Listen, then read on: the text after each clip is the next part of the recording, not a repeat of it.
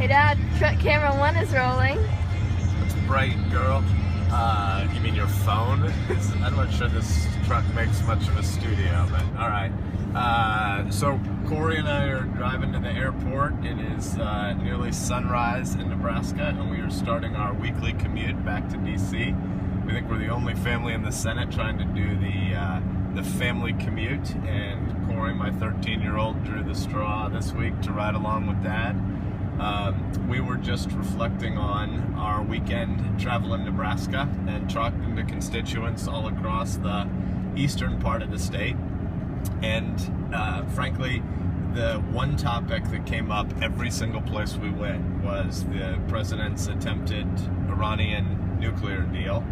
And it seemed useful to just summarize a couple of things that we realized this weekend. And that is that not a single time over the course of the entire weekend, not one time, did we hear anybody who thinks the administration's plans with regard to Iran are in the U.S.'s long-term interest. And it seemed like almost every conversation could be summarized in 4 questions people had. I'm obviously a strong critic of what the administration is trying to do on Iran, but still did my best to try to fairly summarize both sides of the debate. And frankly, it's really hard to answer any of these 4 questions that folks were asking. And so we thought we'd just throw them out there for President Obama's consideration. Number 1, isn't Iran still the world's largest state sponsor of terror? And if so, what are we doing? Wasn't the fundamental lesson of 9/11 that we would never just turn a blind eye toward rogue regimes that sponsor terrorism and try to breed instability, try to support and fund those that would attack the U.S. homeland and try to destabilize our main allies around the world? Nebraskans believe that's the main thing we learned about 9/11, and somehow the administration appears to be deciding to forget it. And so isn't Iran still the world's largest sponsor of terrorism? And if so, why would we be looking to let them have a deal that they want so badly?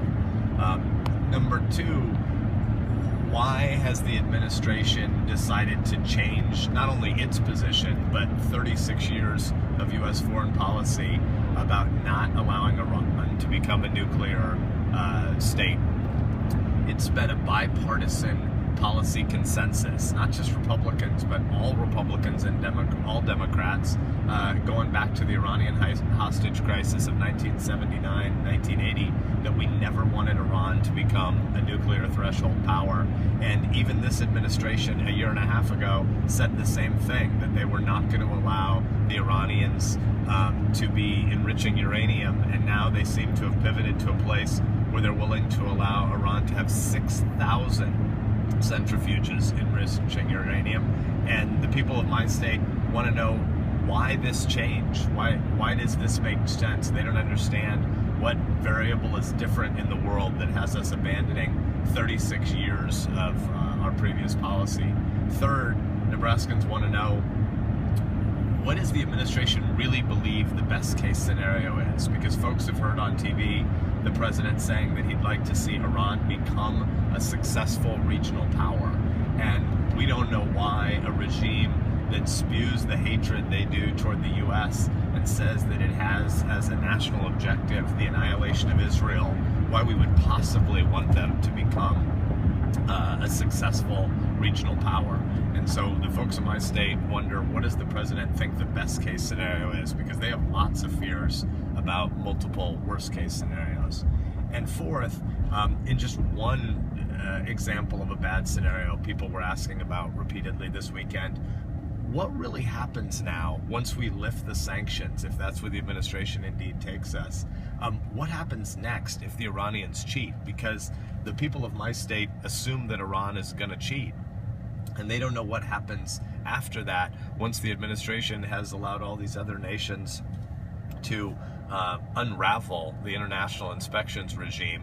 And the Russians have announced just in the last week that they're going to sell weapons systems to Iran. And so the people of my state think that once you allow the Iranians to take this step and get access to all of the sanctions dollars that are overseas, they don't understand how you ever put Humpty Dumpty back together again. And they're just confused as to why we would possibly want to allow Iran to be the source of ending the nuclear non-proliferation treaty and goals that we've had across the Middle East and spawn an arms race. There are so many regimes in that part of the world that if they have nuclear weapons, it's just hard to imagine how they wouldn't ultimately be used.